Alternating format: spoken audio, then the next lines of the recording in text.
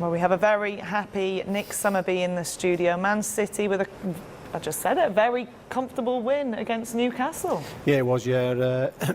Got to say as well, when Aguero came on, you could see the quality. Obviously, he needs more fitness, but he was fantastic when he came on. There was 2 bits of movement, and it gives them a different dimension altogether. So they've got to hope that he gets back. But apart from that, it was an easy night for them.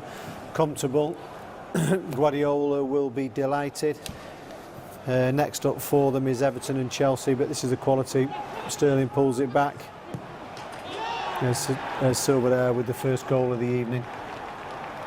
Plenty of composure from Raheem Sterling, who many are saying hasn't got on the score sheet as much as they would like to see. Him and De Bruyne. Does it matter? No, not at all. It's quite a bizarre season if you're a City fan. They're not scoring many goals, but you just get that feeling that they're starting to click into gear. This is Kevin De Bruyne one-on-one with the keeper. How many times throughout the years have we seen him sliding past the keeper? But it just doesn't seem to be going for him at the moment. Every other aspect of his game is quality. Just needs to get a few goals, and it's a matter of time before he gets back in scoring the goal. How impressed were you with Ferran Torres in that false 9 position? There he is, the 20-year-old Spaniard. No, I like him. It's obviously it's not his position at all, but the way the passing and the movement is, it still suits him.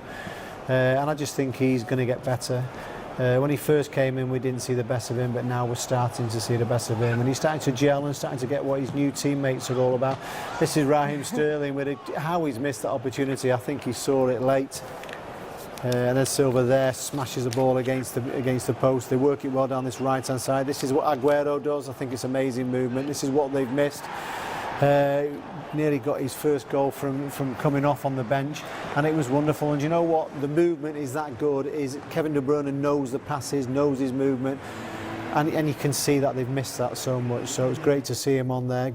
Great to you just want him back in there. When you're in there, Manchester City are a different team altogether. We saw a soaking wet Steve Bruce there. That defeat against Brentford in the quarterfinals of the Carabao Cup midweek, and now that, what was Newcastle's game plan today? Well, do you know, last season we covered the game when he was at St James's Park, and they literally, everybody sat behind the ball, and we thought, well, how negative can you get?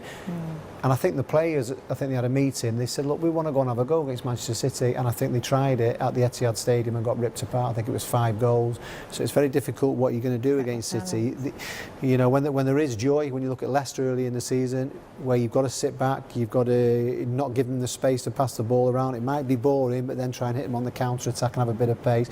We saw West Brom, who had a wonderful game against them, and it frustrates City because they're obviously not creating as much as what we used to see.